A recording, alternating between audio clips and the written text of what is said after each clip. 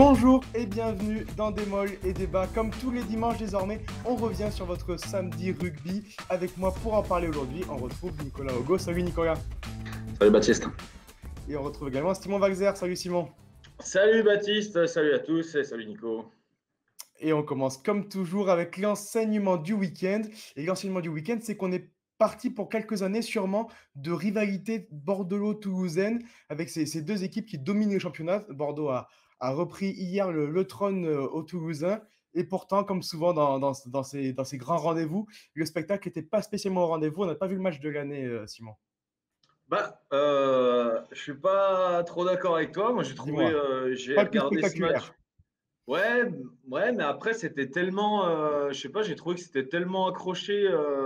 Il y avait une telle rivalité, il y avait de telles oppositions sur le terrain. Enfin, je veux dire, avec tout le nombre de duels qu'il y avait, quoi, Dupont-Lucu, forcément, Romain Tamac, Mathieu Jalibert.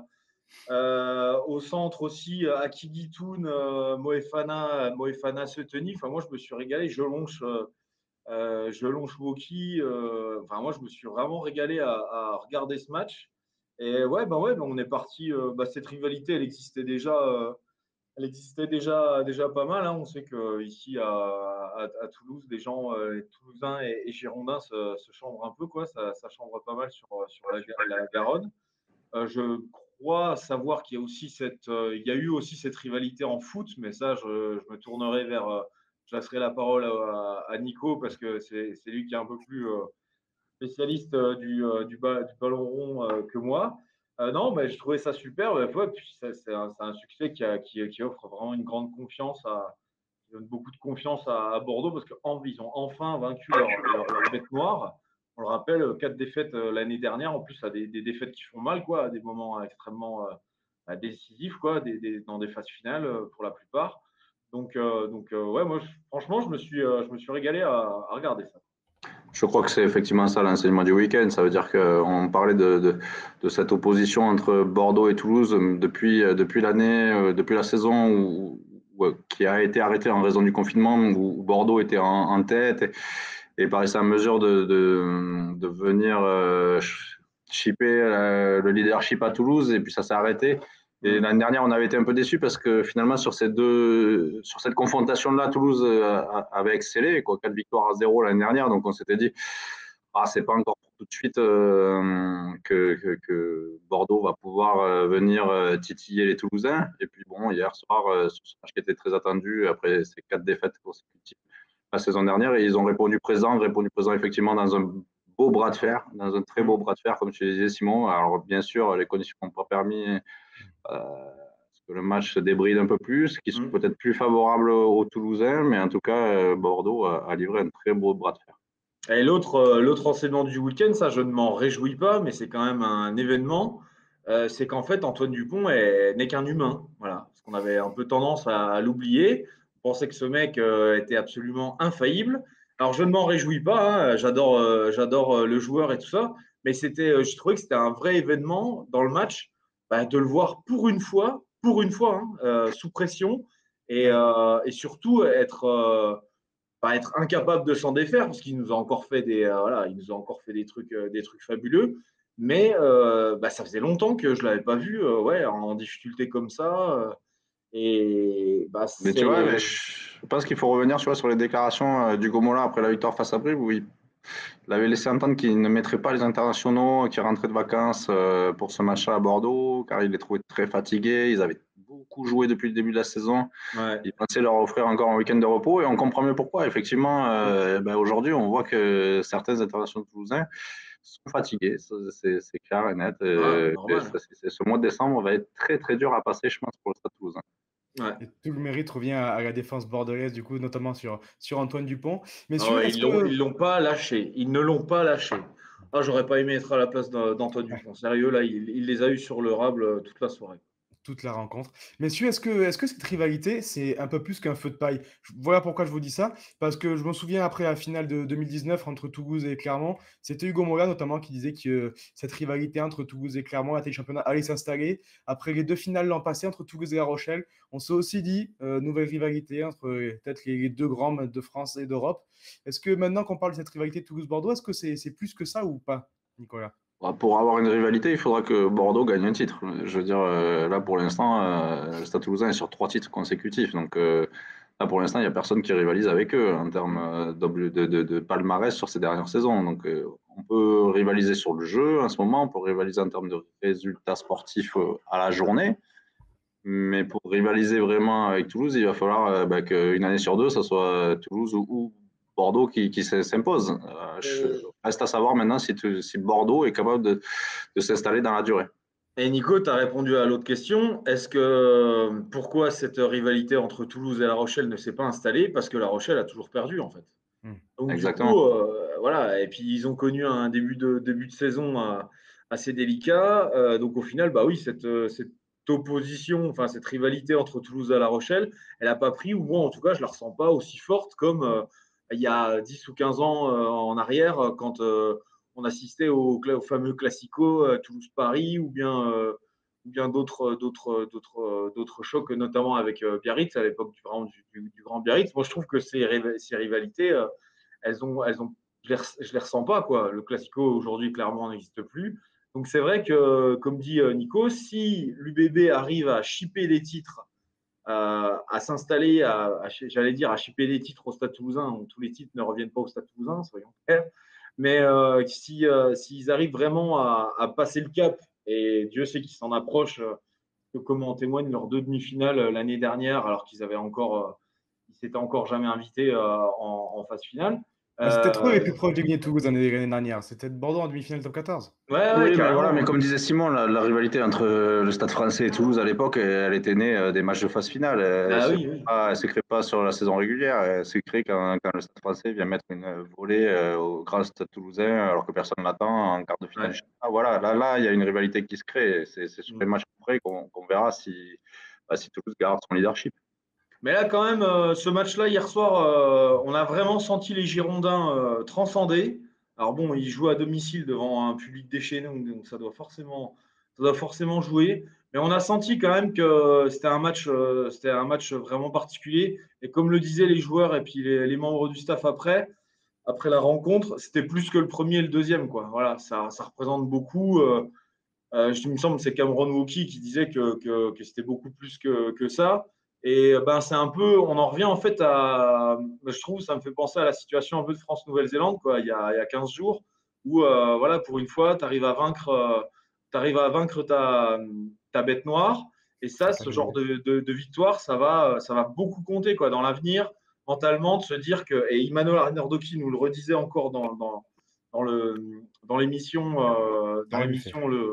de cette semaine. Ça compte, quoi. Quand tu as vraiment des séries noires contre des équipes et que ça dure, mentalement, au bout d'un moment, ça commence vraiment à te toucher. Donc là, je pense que les Girondins, ils ont franchi un cap important dans leur processus de construction.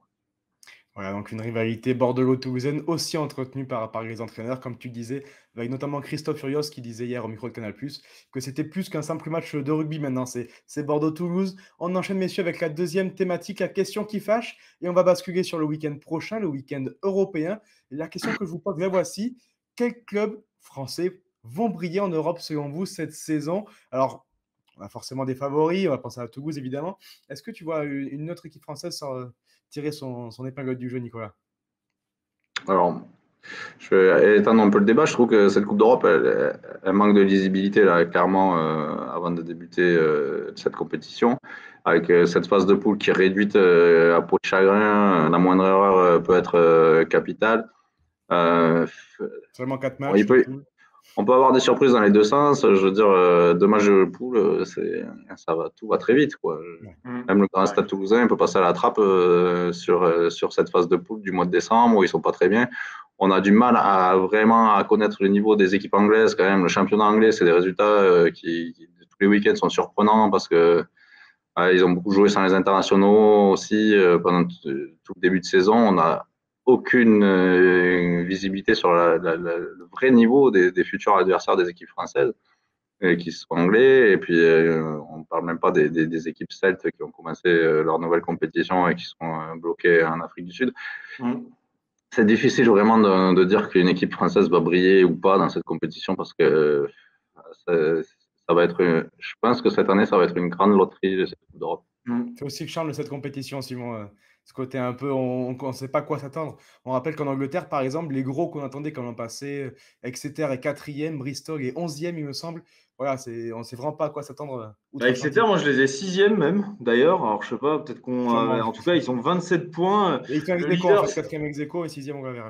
ah là, d'accord. Et bah ouais, d'accord. Et ouais, il y a notamment, il y a une énorme surprise dans le championnat anglais cette année, c'est que Leicester est leader avec 5 points d'avance sur les Saracens, quoi. Alors que il n'y a pas si longtemps que ça, c'était une équipe qui était aux portes de la relégation.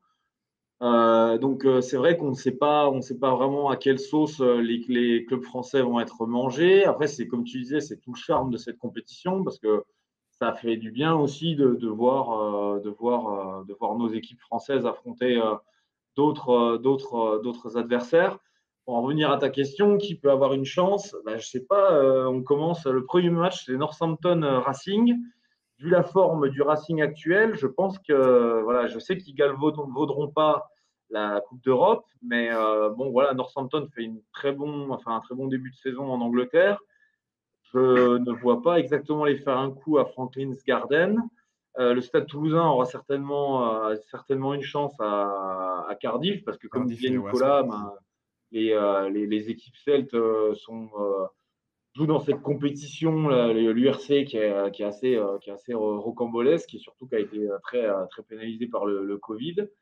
Voilà, l'UBB reçoit donc Leicester, Le leader du championnat anglais. du championnat anglais. Ça va être très dur, mais je vois les Bordelais transcender. Donc moi, je me dis pourquoi pas. Clairement, on va recevoir l'Ulster, les Irlandais de l'Ulster, et Montpellier va aller défier Exeter, qui est Exeter. Donc on en parlait au début. C'est pareil, c'est un déplacement sacrément difficile.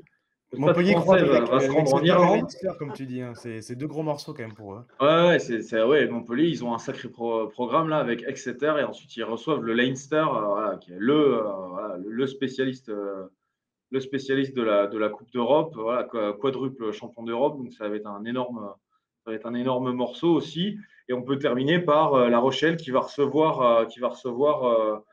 non, on ne Basse, termine pas par La j'allais Rochelle. dire. La Rochelle va recevoir Glasgow. Donc là, match super spectaculaire, à mon avis. Ça va être intéressant à regarder. Et Castres qui va qui va se taper, on peut le dire, le champion anglais en titre, les Harlequins, dimanche à 18h30. Donc on a quand même, pour la majeure partie des équipes françaises, on a quand même un programme vraiment relevé, quoi, je trouve. Ouais, Harlequins Munster pour le CO, dont on sait qu'ils ne sont pas les plus fervents partenaires de cette Coupe d'Europe, ça va être compliqué. Moi, j'ai observé une autre équipe. Alors, vous allez me dire, je me suis amusé ce matin en regardant les confrontations. C'est tout simple, si vous regardez le classement des équipes, vous savez qui a plus de grosses confrontations ou de faibles confrontations. Et logiquement, moins bien tu es quand même classé en top 14, et plus tu prends des gros. Et il y a une exception, c'est le Stade français qui croise donc avec Connacht, qui est 7e, et Bristol, qui est censé être un gros, mais qui est en queue de peloton du championnat anglais. Ma question est toute simple, est-ce que le Stade français a tout intérêt à jouer à fond cette Coupe d'Europe, en sachant qu'il y a 8 équipes sur 12 qualifiées pour les phases finales, Nicolas, en croisant peut-être avec le meilleur tirage de toutes les équipes françaises, ou pas? À leur place, est-ce que tu irais jouer à fond ces matchs? Ouais, effectivement, leur premier match, il faut le jouer à fond. Après, Bristol, j'ai un peu plus de doutes sur leur réel niveau et qui va être le leur pendant cette Coupe d'Europe. On va pas avoir la même équipe qu'un championnat, je pense. Ils vont retrouver tous leurs internationaux en forme. Et donc, ça va être compliqué. Après, le Stade français, oui, a tout intérêt à essayer de décrocher une place de 8 sur 12, effectivement, puisqu'ils sont quand même pas très bien partis en championnat. Reste à savoir s'ils ont aussi l'effectif pour. Le Stade français, on voit qu'ils commencent à tirer la langue aussi après tant de matchs. On fait reposer quelques cadres. Là, déjà, j'ai vu sur la confrontation de ce soir des joueurs qui ont joué tous les matchs qui se retrouvent sur le banc. Ça veut dire que y a peut-être des organismes qui commencent à fatiguer. Alors, est-ce qu'ils vont avoir aussi la puissance de jouer cette compétition? Mais effectivement, quand il y a 2 matchs de poule, de toute façon, il faut jouer le premier à fond et voir ce qui se passe et voir si après il y a une possibilité de qualification ou pas. Ouais, moi je serais un peu plus prudent. T'as raison Nico sur le fait que voilà, la formule elle est hyper courte, donc c'est vrai qu'on ce sera vite vu. Mais moi je serais un peu plus nuancé à dire de freiner de tirer le frein à main direct maintenant parce que le Stade français me paraît tellement mal embarqués dans la lutte au maintien. Et on va voir ce soir, quoi. On va voir ce soir. C'est sûr que le match, là, ils vont affronter une équipe de La Rochelle qui est quand même remaniée aussi. On a vu qu'il a procédé à pas mal de rotations. Je pense qu'eux, par contre, les Rochelais, ils préparent vraiment la Coupe d'Europe et la venue de Glasgow. Donc, à mon avis, ça va vraiment être un match à voir. Mais je serais presque. Tu as raison, Nico. Il faut jouer le premier match à fond puis voir ensuite. Mais je serais presque tenté de tirer le frein à main maintenant, moi. Et voilà, quoi, laisser tomber. Je pense que tu as raison sur le fait que Bristol, faut vraiment le rappeler, c'est aussi le deuxième petit événement, deuxième gros événement même d'ailleurs de ce championnat anglais. Ils sont 12e avec seulement 3 victoires et 6 défaites. Donc après, bon, voilà, c'est une grosse surprise, hein, parce que Bristol, c'est l'un des plus gros budgets du championnat anglais. Voilà, Pat Lam, leur entraîneur, c'est le manager le mieux payé d'Angleterre. Ils ont vraiment des moyens colossaux. Mais, oui, est-ce que le Stade français, sur un malentendu, peut le faire au Connacht? Enfin, sachant que les Irlandais sont toujours hyper motivés quand il faut jouer la Coupe d'Europe. Je sais pas. Ça va être dur, mais vu comment évolue cette équipe du Stade français, je ne les vois pas faire un résultat à l'extérieur, quoi. Donc, du coup, Bon, je très suis un peu bien. partagé. Le message est passé, en tout cas pour cette première journée de Coupe d'Europe la semaine prochaine, qui, comme vous l'a dit, sera très importante et déterminera à quel point les clubs français joueront la suite ou non. Mais voilà, on attend quand même de belles performances de la part de nos cadors du championnat de France. On enchaîne, messieurs, avec vos coups de cœur et vos coups de gueule. On revient sur ce samedi rugby d'hier. Et on va commencer avec ton coup de cœur, Simon, sur le premier bonus offensif du MHR cette saison. Voilà, c'est assez surprenant parce qu'ils font plutôt un bon début de saison. Et c'est la première fois qu'ils s'imposent avec autant d'écart.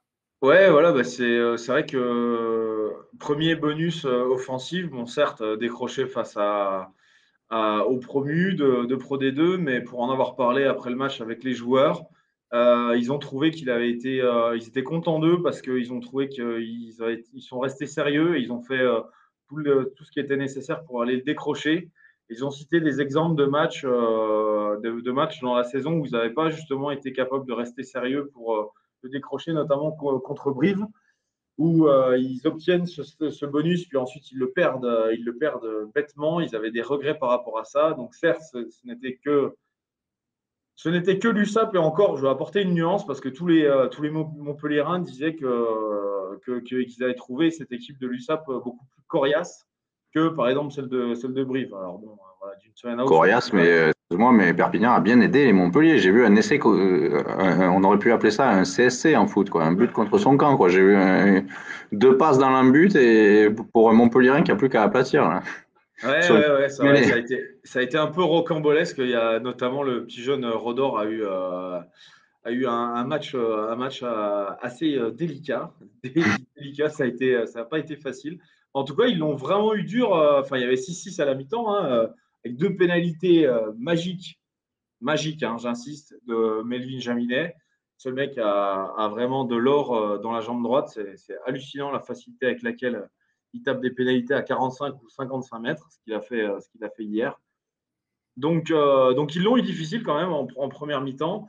Mais voilà, c'était une belle source de satisfaction. Et puis, je voudrais aussi adresser un petit coup de cœur au public catalan qui s'est vraiment déplacé pour ce match, qui est venu en nombre à Montpellier, qui a mis l'ambiance dans le stade, voilà, au point de piquer même le public montpelliérain, parce qu'eux, c'est même génial parce qu'on a assisté carrément à une bronca de celle auquel on assiste à Aimé Giral quand les remplaçants montpelliérains sont sortis pour aller s'échauffer dans leur embut, quoi. Donc les mecs ont ramassé une bronca chez eux alors, devant leur public. Donc ouais, petit coup de cœur aussi pour les Catalans qui ont été vraiment sympas. Et voilà, ça a été vraiment un Qui ont beau fait le match. travail en Belle tribune, ambiance. donc. Voilà. Très bien. On va passer à ton coup de gueule, Nicolas. Et c'est un coup de gueule un peu technique sur la dernière séquence de mêlée, pardon, en fin de match à Pau. Ouais, alors c'est un coup de gueule bien sûr technique, mais c'est surtout que ça nous prive, quoi, je sais pas, c'est comme si vous regardiez un film et que quand arrivait le dénouement d'un film à suspense, et ben, ça devenait tout lent, tout pourri, et vous perdiez le fil parce que donc on était dans un bras de fer. Il est tombé des trombes d'eau en première mi-temps à Pau hier, c'était assez incroyable la tempête qu'il y avait. Bon, résultat, quand même, on avait eu un match voilà, où au moins c'était équilibré, où il y avait un bras de fer, où Toulon a réussi à passer devant grâce à un ballon porté de 30 mètres, magnifique. C'était magnifique. 16-9, et puis arrive cette séance de mêlée à la 71e ou 72e minute. On se dit que pour Pau, à 5 mètres de la ligne de Toulon, il y a un carton jaune contre Nakarawa. Tout est fait pour que le final soit haletant, plein de suspense. Et puis là, on va passer quasiment, alors Franck Azema dira 4 minutes, on peut penser qu'il y en avait plutôt 7 sur cette séance de mêlée à refaire, sur des lacets d'effets, sur des changements en première ligne au dernier moment, sur des nouveaux cartons jaunes, sur des pénalités, sur pénalité, sur pénalité. Tout ce qu'on aime. Ouais, tout ce qu'on aime. Donc, pour un temps de jeu effectif qui n'a pas dû dépasser la minute pendant ces 7 minutes-là. Donc, non, mais imaginez un film à suspense comme celui-là et qui se termine un autre boudin comme ça. Ouais. Et bon, alors Pau, on peut se sentir. C'est pas une question de prendre parti pour Pau, qui aurait certainement mérité de cette pénalité avant, ou pour Toulon, qui a bien joué le coup. Mais c'est de se dire que dans ce rugby qui sont modernes, spectaculaires, on a passé 7 minutes sur une séance de mêlée dans ces 10 dernières minutes, alors que le suspense, alors qu'on devait voir du jeu derrière pour justement à 16-16, on aurait été content d'avoir ces quelques minutes de bataille féroce pour aller chercher, pour qu'une ou l'autre des équipes aille chercher la victoire. Et là, voilà, on a fait un autre boudin pour un match nul qui a finalement contenté, qui a pas plu à grand monde, quoi.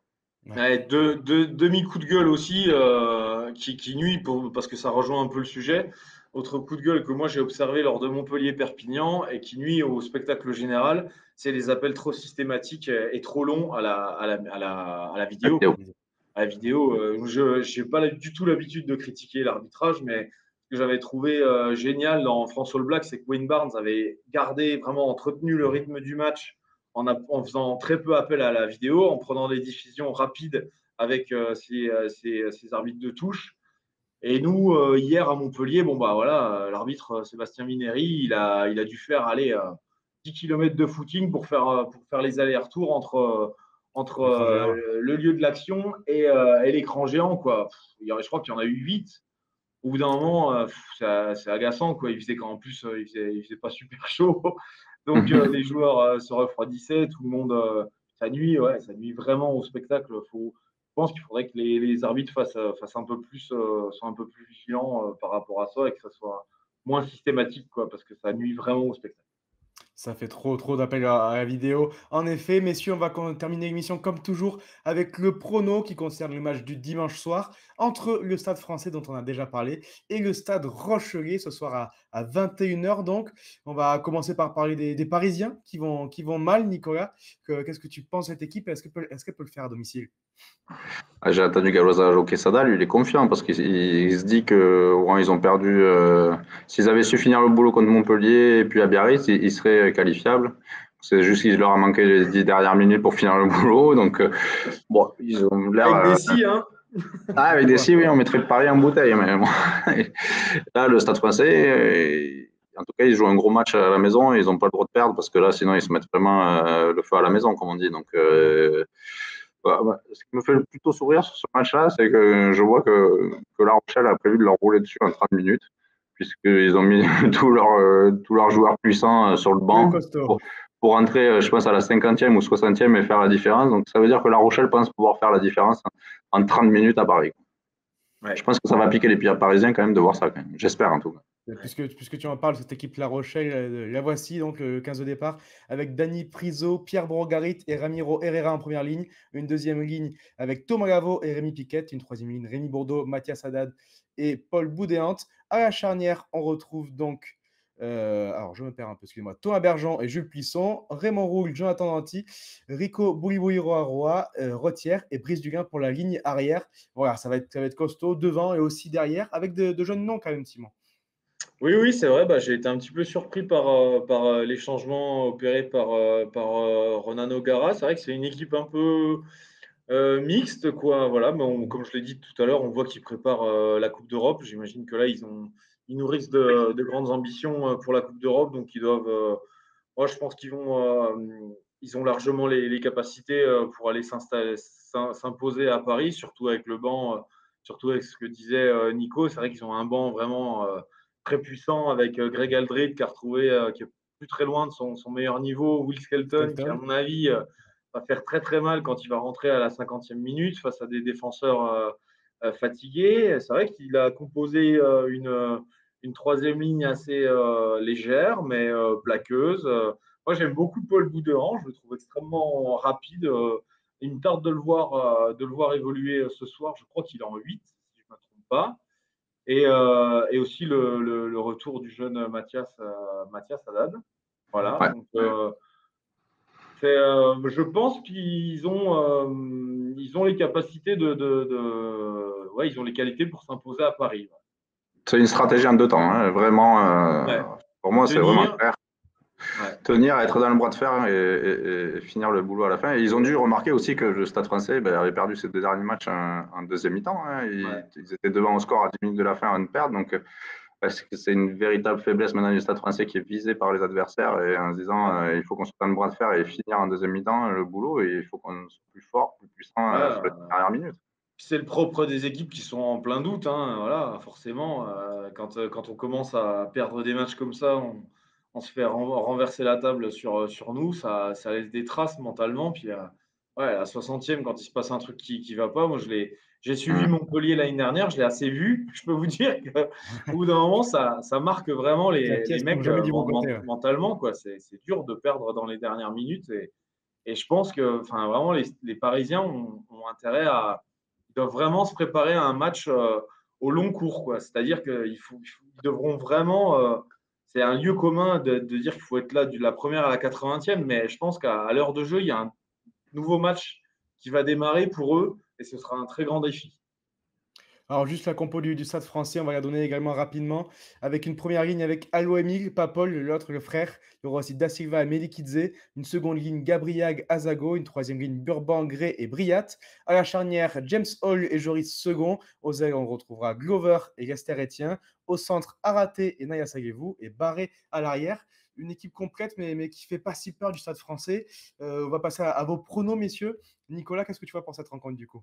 Je pense que La Rochelle va s'imposer à Paris parce que malheureusement, je pense que Paris va faire un bon match, hein. Ils vont être peut-être en tête à la mi-temps, mais ils n'auront pas assez d'avance pour résister au retour des Rochers en seconde mi-temps. Ouais, on ne sait jamais à quoi s'attendre venant de cette équipe parisienne. C'est ce qui, moi, me plaît dans cette équipe parisienne. C'est pour ça que j'avoue avoir un petit faible pour cette équipe parisienne. Mais je rejoins Nicolas. Je pense que les Rochelais vont gagner ce bras de fer. Voilà. Bon, très bien, victoire des Rochelais donc dans les premiers midi olympiques face au Stade français. Merci beaucoup, messieurs. Merci à vous derrière vos écrans pour votre fidélité. Et continuez de suivre toute l'actualité du rugby sur Rugbyrama et midiolympique.fr. Au revoir. Salut! Ciao,